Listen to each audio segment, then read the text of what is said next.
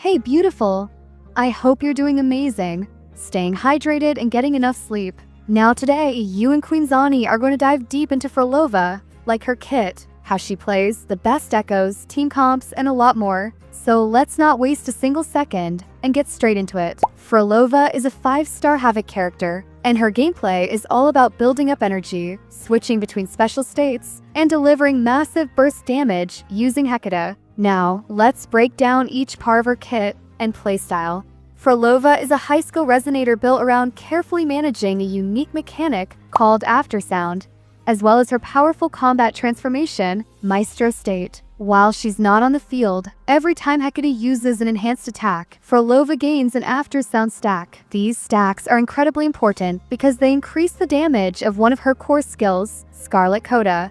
She can hold up to 24 stacks, and each stack not only buffs her, but also ties into her critical damage scaling later on. However, once she leaves combat, she starts to lose these stacks, one every 30 seconds, so it's key to rotate her in regularly or line up her moment of entry carefully to maximize that stored up power. When you bring Phrolova onto the field, her intro skill immediately activates. Normally, this is Suite of Quietus, which hits the enemy and allows you to instantly follow up with her Stage 3 basic attack by pressing the normal attack button right after. This is really useful because it lets you skip ahead in her combo chain without wasting time on the first 2 hits. In some situations, though, specifically after she exits her Maestro state, her intro changes to Suite of Immortality, a stronger variation that also counts as resonant skill damage and can stagnate the enemy, basically freeze or stop them temporarily. If you don't use Curtain Call before switching out of Maestro, you'll get this upgraded intro the next time you bring her back in. Once Phrolova is on the field,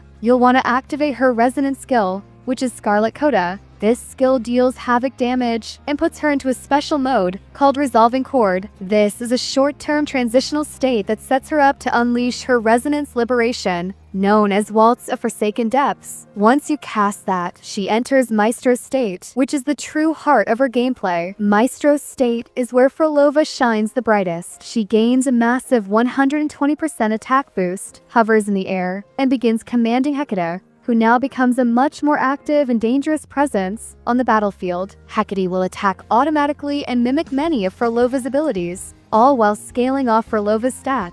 While Maestro is active, Phrolova starts generating volatile notes, which are musical cues collected by using different abilities. These notes change how Hecate behaves, upgrading her attacks or giving her new effects depending on which types you've collected. There are 3 types of volatile note: strings, winds, and cadenza. Strings come from doing things like using Phrolova's Stage 3 basic attack or her Reincarnate normal attack. Winds are generated from her Reincarnate resonant skill abilities. Cadenza is the strongest and only appears when you've activated her inherent skill, called Accidental, which kicks in after using certain moves like her Echo skill or Suite abilities. When you generate a cadenza note, it upgrades the next volatile note you create, giving Hecate an even more powerful command. Now, while she's a Maestro, Phrolova herself can't generate any new volatile notes until she exits the Resolving Chord state, so her timing really matters. You have to plan your attacks, so you enter Maestro when you're ready to fully make use of the volatile note system. Each note lasts 4 seconds, and you can hold up to 6 at a time. If you get a new one while already maxed out, the oldest one gets pushed out. Eventually, you'll want to end Maestro with a big finish, and that's where Curtain Call comes in.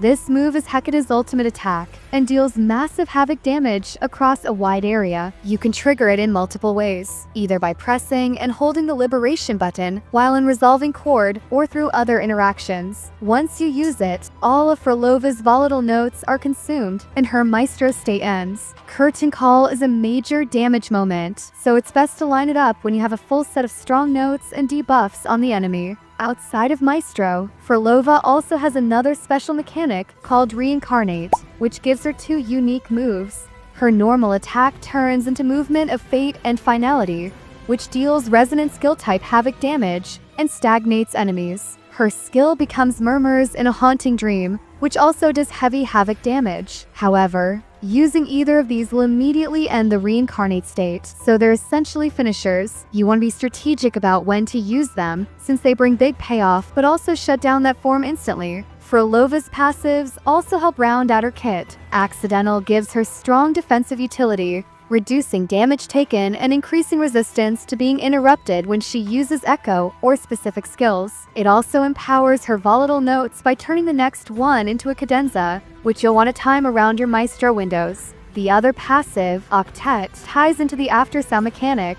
Every time Phrolova enters battle, she starts with 10 aftersound stack, giving her a big crit damage bonus right away. As she builds more stacks, she can eventually reach an extra 100% crit damage if you keep the momentum going. However, if she loses her stack, say by being out of combat too long, you lose all that bonus, so it's a risk-reward balancing act. Finally, her outro skill, called Unfinished Piece, provides excellent team synergy. When Phrolova leaves the field, she grants the next character 20% Havoc damage amp and 25% heavy damage amp for 14 seconds. If she exits during Maestro, Hecate also does a final enhanced attack, dealing one last burst of damage on her way out. Alright, let's quickly go over Phrolova's resonance chain, but don't worry, I'm not going to break down every single node. Instead, let's focus on the ones that actually matter the most and bring real power to her kit. The key chains you want to pay attention to is Resonance Chain 1,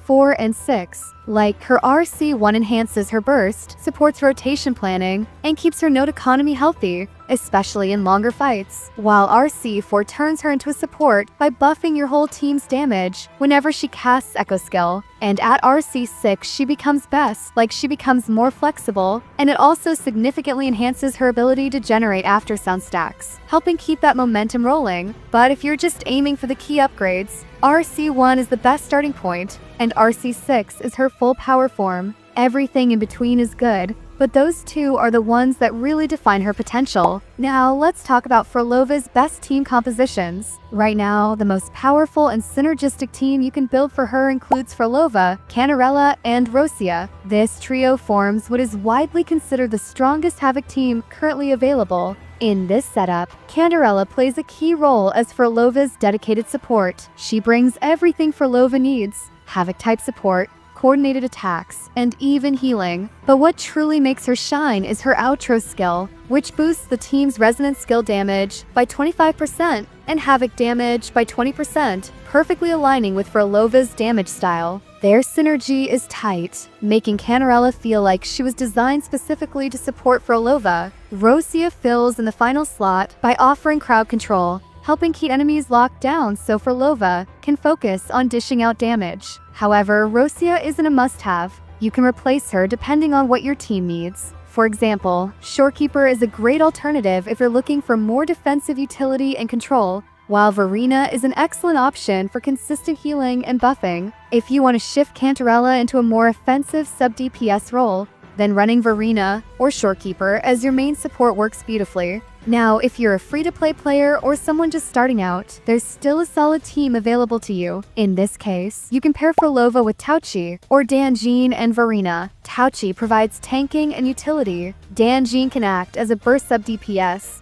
and Verena rounds out the team with healing and attack buffs. It may not match the top-tier version, but it's more than capable of carrying you through most content. Moving on to her Echo sets, the best in-slot option for Phrolova is the upcoming Nightmare set, designed specifically with her in mind. Unfortunately, it's not available yet, as it will be released alongside Phrolova in version 2.5. But once it's out, it'll be the set you want to aim for. This set transforms Phrolova into Nightmare Hecate, allowing her to leap into the air and smash down in 3 powerful hits, each dealing Havoc damage equal to 152.39% of her attack. In addition to this unique Echo skill, equipping this set in the main slot also grants a 12% Havoc damage bonus and a 20% Echo skill damage bonus, making a significant power spike. Even more interesting is the set's Sonata effect. If the user has 0 resonance energy, they gain a 20% crit rate boost and a 35% Echo skill damage bonus. A perfect match for Phrolova's zero energy design. It's an incredibly well-rounded set that maximizes her strengths.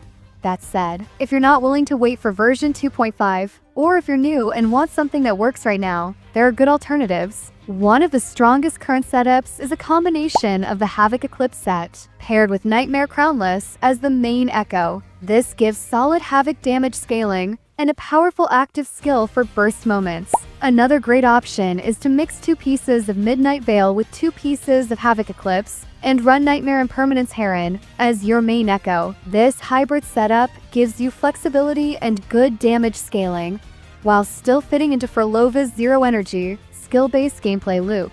And if we talk about Echo's stat priority for optimal performance, in terms of main stats, the highest cost for Echo should prioritize crit rate or crit damage, as these provide the most direct boost to her overall damage output. The next highest 3 cost Echo should ideally have Havoc damage, which synergizes strongly with her kit, but attack percent is a solid secondary option. For 1 cost Echoes, attack percent remains the preferred choice. When it comes to substats, crit rate and crit damage are the top priorities and should be favored whenever possible, as they have the greatest impact on her burst potential. Attack percent and resonant skill damage are also beneficial, though slightly less impactful. Heavy attack damage, however, provides minimal value for Phrolova and should be the lowest priority when selecting substats. Now, I know what everyone's wondering. What's Phrolova's best weapon? Since her entire kit revolves around resonant skill and echo skill damage, you'll want a weapon that directly enhances both.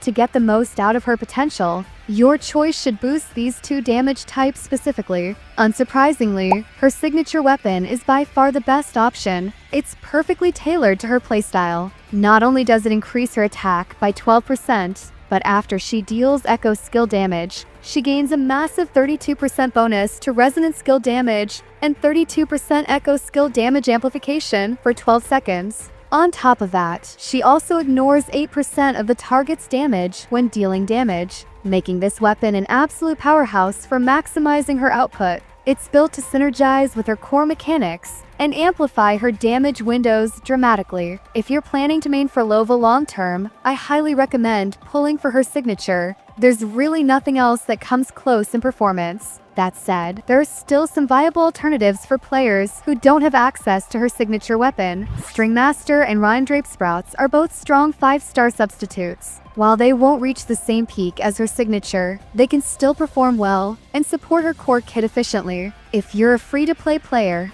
don't worry. There are several solid 4-star options too. Weapons like Augment, Fusion Accretion, and Jianzhou Keeper can get the job done, especially if you've invested in them and built Phrolova properly. These may not have the raw output of a 5-star weapon, but they can still support a smooth gameplay loop, particularly if you've paired them with the right echo sets and team composition. Now, let's quickly go over her Ascension materials. Like any top-tier resonator, Phrolova can't reach her full potential without being fully leveled and invested in. To take her from level 0 to 90, and to unlock and max out her forte abilities, you will need to gather all the proper Ascension resources, along with the materials for enhancing her weapon. So if you're planning to main her, make sure you prepare ahead of time to fully ascend and upgrade her as soon as possible. And that's all I've got for now. As always, if anything changes with her kit, weapons, or builds in future updates, I'll make sure to keep you all updated. And hey, if you made it all the way to the end, you're an absolute legend.